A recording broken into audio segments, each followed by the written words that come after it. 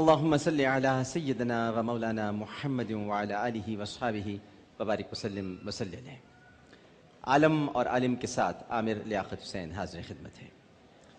قاضی عبد الوہاب بغدادی یہ بہت ہی ذہین اور حاضر جواب علماء کبار میں سے تھے۔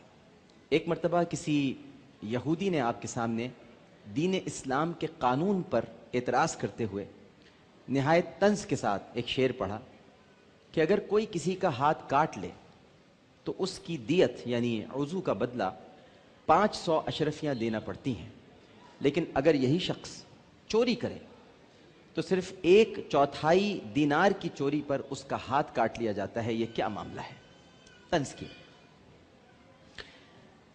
طنز میں یہ بھی تھا کہ یہ کیا معاملہ ہے کہ قانون اسلام میں یہی ہاتھ کبھی اتنا مہنگا سمجھا گیا کہ 500 اشرفی اس کی قیمت ٹھہری، اور کبھی اتنا سستا ہو گیا کہ صرف 1/4 دینار اس کی قیمت رہ گئی۔ یہ کیسا اسلام ہے جہاں کبھی ہاتھ اتنا مہنگا ہو جائے اور کبھی ہاتھ اتنا سستا ہو جائے؟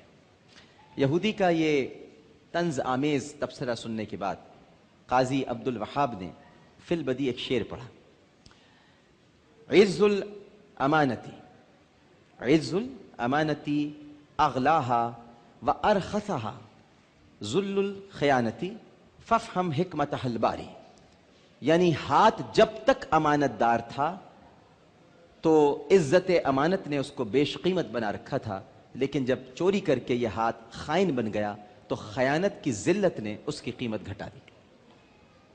جب تک ہاتھ امانت دار تھا تو اس کی قیمت بھی زیادہ تھی، لیکن جب خائن ہو گیا تو اس کی قیمت گھٹ گئی اور صرف 1/4 دینار اس کی قیمت رہ گئی۔ یہ ہاتھ کبھی اتنا گراں اور کبھی اتنا ارزاں کیوں ہو جاتا ہے؟ اور اس کی حکمت بھی باری تعالیٰ نے ہمیں بتلا دی ہے، جو چوری کے ذریعے ہمارے سامنے آ جاتی ہے کہ اللہ تعالیٰ نے یہ ہاتھ دعا کے لیے بنائے ہیں۔ یہ ہاتھ اپنے آپ کو برے کاموں سے روکنے کے لیے، ہاتھ بھی روک سکتا ہے اپنے آپ کو۔ آپ جب مٹھیاں بھینچ لیتے ہیں تو رک جاتے ہیں۔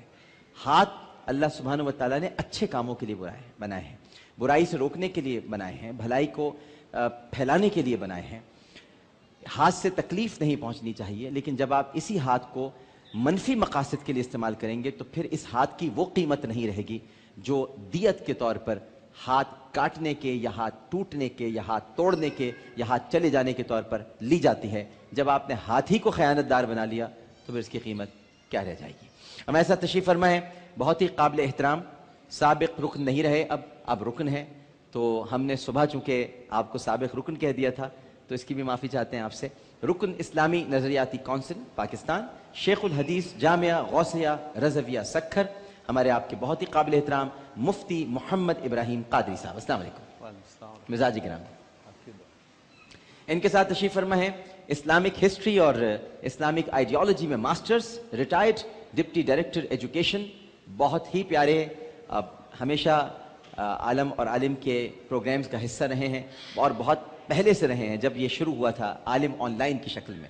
تشریف فرما ہے پروفیسر مولانا تقی ہادی نقوی صاحب۔ السلام علیکم، طبیعت کیسی آپ کی؟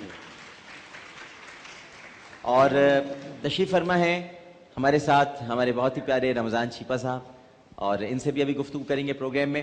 تو آپ کی کالز کی طرف بڑھتے ہیں، لیکن ایک بات میں آپ سے کہنا چاہتا ہوں کہ عمرے کا ٹکٹ جیتنے کے لیے جو ہمارے ناظرین ہیں، اب تھوڑا سا وقت رہ گیا کیونکہ افطار کے بعد ہم قرآنی لوح میں خوش نصیب کے نام کا اعلان کر دیں گے۔ میں نے آپ سے سوال کیا تھا کہ نبی کریم صلی اللہ علیہ وآلہ وسلم کو جس ہستی نے جھولا جھلایا ان کو ہم حضرت برکہ رضی اللہ تعالی عنہ کے نام سے جانتے ہیں، لیکن ان کا اصل نام کیا ہے؟ برکہ کا اصل نام کیا ہے؟ یہ آپ نے ہم کو بتلانا ہے۔ ٹرپل اے لکھنے کے بعد اسپیس دیجئے، جواب لکھیے، 436 پر سینڈ کر دیجئے، اور عمرے کا ٹکٹ آپ جیت سکیں گے کاروان اسلامی کی طرف سے۔ عمرے کا ٹکٹ آپ کو دیا جائے گا، 436 پر آپ نے جواب سینڈ کرنا ہے۔ چلتے ہیں کالرز کی طرف۔ السلام علیکم۔ وعلیکم السلام، عامر بھائی میں فیضان بات کر رہا ہوں۔ جی فیضان۔ عامر بھائی میرا یہ سوال ہے، ایک بچی 8 سال کی حافظہ قرآن ہے، میری مدر تراویح پڑھنے جاتی ہیں، وہ دہرانے کے لیے تراویح پڑھاتی ہے، تو کیا اس طرح میری مدر کی تراویح ہوتی ہے؟ مطلب اس طرح پڑھنا ٹھیک ہے میری مدر کے لیے؟ لیڈیز کا وہ بیچ میں ساتھ کھڑے ہو کے پڑھاتی ہے۔ اچھا ٹھیک ہے، بالکل صحیح ہے۔ ایک اور کالر موجود ہے۔ السلام علیکم۔ ہیلو السلام علیکم۔ وعلیکم السلام۔ عامر بھائی مجھے یہ پوچھنا تھا کہ جیسے آپ نے کل اپنے شہری کے پروگرام میں ایک علماء نے بتایا تھا کہ جیسے جو میاں بیوی یہاں زمین پر ہوتے ہیں جنت میں ان کو وہی دیا جاتا ہے، بیویوں کو وہی شوہر. تو اگر کسی عورت کی 2 شادیاں ہوئی ہیں تو اس کو جو ہے کون سے ان کے جو ہے خاوند دیے جائیں گے، یا ان کی مرضی کے مطابق اگر وہ چاہیں کہ ان کے پہلے والے خاوند مل جاتے ہیں انہیں، جیسے مل جائیں ان کی ڈیورس ہو چکی ہے، تو کیا ایسا ممکن ہے؟ ذہین لوگ بہت ہوتے ہیں ہمارے یہاں سوال کرنے والے. یہ پہلو آپ نے بڑا اچھا پہلو آپ نے اٹھایا ہے، کیونکہ یہ ہمیں نہیں پتا تھا. ظاہر اس پہلو کی طرف توجہ نہیں گئی تھی. سحر کا وقت تھا کہ اب کسی عورت کے اگر 2 شوہر ہوں، یعنی ایک کا انتقال ہو چکا اور پھر اب ایک شوہر موجود. آپ نے جو صبح بات کی تھی میں بھی آتا ہوں اس طرف. تو پہلے ہم مفتی ابراہیم قادری صاحب سے یہ تراویح کا مسئلہ دریافت کرتے ہیں. مفتی صاحب یہ کیسے ہو سکتا ہے؟ یہ بتا رہی تھی کہ بیچ میں ہوتی ہیں ان کی صاحبزادی، بیچ میں عورتوں کی تراویح کی بات ہو رہی ہے، بیچ ہی میں کھڑی ہوتی ہیں تو قرآن پڑھ رہی ہوتی ہیں، تو ساتھ ساتھ کیا قرآن پڑھا جا سکتا ہے، تراویح ہو سکتی ہے؟ بسم اللہ الرحمن الرحیم. سب سے پہلے تو یہ کہ ہمارے ہاں مردوں میں جی تراویح کا رواج تو ہے ہی، جی اور مرد حضرات جماعت کے ساتھ تراویح پڑھتے ہیں. بالکل صحیح.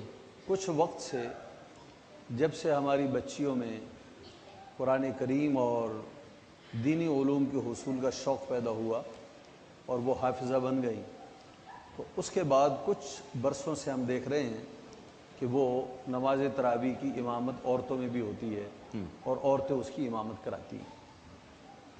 اس میں علماء اسلام نے اگرچہ بہت کلام کیا کہ کیا عورت جماعت کرا سکتی ہے یا نہیں. میں اس بات پر فتویٰ دیتا ہوں کہ عورت جماعت کرا سکتی ہے. عورت جماعت کرا سکتی ہے عورتوں کی، عورتوں کی جماعت کرا سکتی ہے.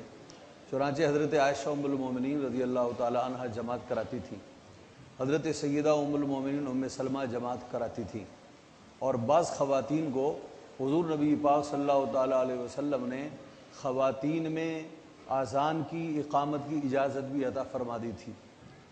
لیکن یہ بات درست ہے کہ مرد اور عورت، مرد کی جو امامت ہے ایک تو وہ عام ہے کہ وہ خواتین کی بھی امامت کر سکتا ہے اور مردوں کی بھی، لیکن عورت صرف عورتوں کی امامت کرا سکتی ہے.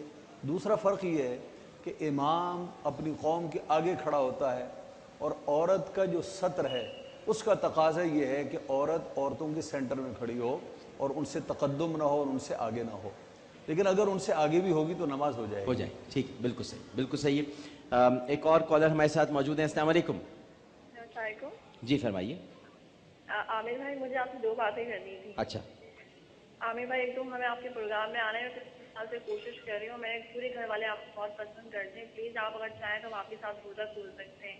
اچھا ٹھیک ہے جی، ان سے رابطہ کر لیجئے جی. میں ریکویسٹ کرتا ہوں ماسٹر کنٹرول روم میں جو لوگ ایک منٹ ماسٹر کنٹرول روم میں جو لوگ ہیں ان سے رابطہ کر لیں تاکہ ان کو ہم مدعو کر لیں. آپ فرمائیے دوسری بات. اور میرا سوال یہ کہ ہم لوگ نماز پڑھ رہے ہیں اور ہمیں معلوم نہ ہو کہ قبلے کا رخ کہاں ہے، تو اس کے لیے ہمیں کیا کرنا چاہیے؟ ہماری نماز قبول ہوگی؟ میں قبلے کا رخ سمجھا نہیں میں کیا؟ میں یہ کہہ رہی ہوں ہمیں معلوم نہ ہو، ہم نے نیا گھر لیا اور ہمیں قبلے کا رخ کہاں ہے اور ہم نماز پڑھ رہے ہیں، بعد میں پتہ چلے تو اس کی نماز قبول ہوگی؟ اچھا، قبلے کا رخ آپ کو معلوم نہیں تھا اور بعد میں پتہ چلا تو پھر کیا ہماری؟ بالکل ٹھیک ہے، یہ سوال ہم کر لیتے ہیں. تقی ہادی صاحب، جنت میں اب صبح گفتگو ہو رہی تھی، سحر کی ٹرانسمیشن میں آپ تشریف فرما نہیں تھے، لہٰذا میں آپ سے بھی اس کا جواب معلوم کروں گا، لیکن آپ سے پہلے پوچھوں گا. ہم نے ایک سوال کے جواب میں یہ بتلایا تھا ہمارے علماء کرام نے کہ جنت میں جنتی عورتوں کو ان کے خاوند دیے جائیں گے، اور وہ پوچھا تھا انہوں نے کہ انہیں تو حوریں ملیں گی، ہمیں کیا ملے گا؟ تو انہیں بتایا گیا تھا کہ آپ کو آپ کا خاوند دیا جائے گا اور وہ ساری حوریں جو ہوں گی ان کی آپ سردار ہوں گی. اب وہ ایک سوال بہن نے پوچھا ہے کہ جس کے 2 خاوند ہوں، یعنی اس طرح سے 2 خاوند ہوں کہ ایک کا انتقال ہو گیا، بعد میں دوسری شادی ہو گئی، یا کسی وجہ سے طلاق ہو گئی پھر دوسری شادی ہو گئی، تو ان خاوندوں میں سے کون سا خاوند